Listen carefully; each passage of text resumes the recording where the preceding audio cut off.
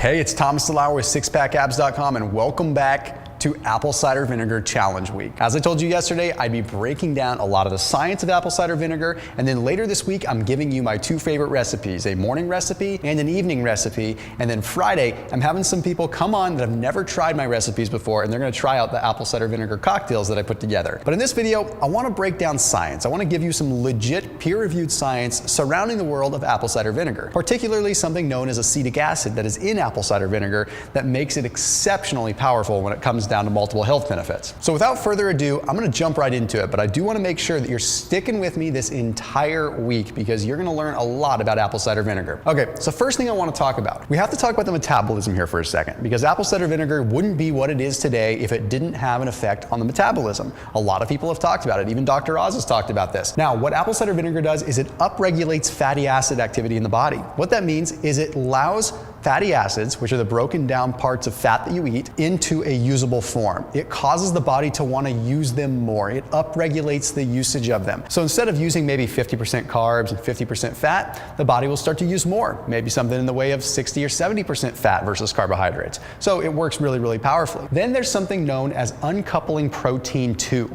okay? It allows more of this uncoupling protein 2. Uncoupling protein 2 allows the body temperature to get up a little bit more. So it generates what's called thermogenesis. Thermogenesis is where the body's core body temperature is going up a little bit, allowing us to potentially oxidize more fat. You combine that with the upregulation of fatty acids, you've got yourself a pretty cool little recipe for fat loss. Okay, now let's talk about how it affects carbohydrates. It helps with carb metabolism. It does this a number of different ways. The first thing is it reduces the glycemic response. What that means is it lowers the glycemic load of a food. So let's say, for example, you took white bread, which is a really high glycemic food, spikes your insulin, spikes your blood sugar really high. You take it with some apple cider vinegar and it takes that 99 down to like an 80, okay? Now that's just kind of a guess there, but it generally brings it down 20 or 30 points, which is pretty powerful. It reduces the overall impact of a carb. That's really cool. Okay, then we have the fact that it reduces insulin. Insulin is our absorptive hormone. It's our fat storage hormone. So when we reduce insulin, we're not storing as much in the way of fat. But it also limits glucose transporters.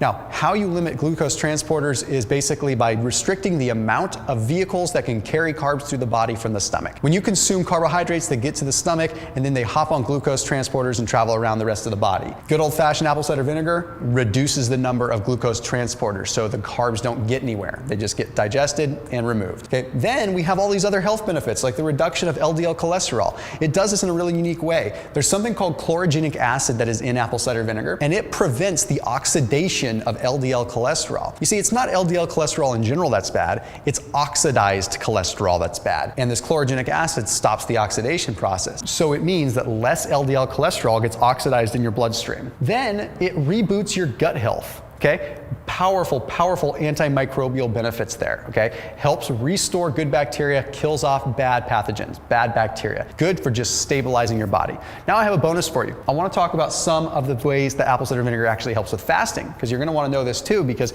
you're probably here because you know about some of my fasting stuff. Okay, it helps with fasting because it helps with mineral absorption. What this means is it allows you to absorb more of the minerals that you have stored in your body, but it also allows you to absorb more of the minerals from the food that you do eat when you are not fasting, allowing you to get through your fast easier. Lowers your fasting blood glucose, meaning you don't have rises and falls in blood sugar and you get to burning fat faster. It also helps you develop ketones faster, which means you're going to develop the utilization of body fat as a source of fuel much faster because of apple cider vinegar. And then most of all, it curbs your appetite. A little bit of apple cider vinegar in the morning helps you out a lot. It's going to make it so you can get through your fasting period without these big rises and falls in blood sugar that cause you to get hungry and then be satiated, then hungry, then satiated. It gets rid of that situation. So clearly, apple cider vinegar is scientifically proven to be a very, very powerful metabolic machine. It's going to help you do a lot of things. I want to make sure that you stick with me the rest of this week and stick with me tomorrow when I bring you a recipe that's going to blow your hair back utilizing apple cider vinegar and a couple other easy ingredients that you can get at your neighborhood store.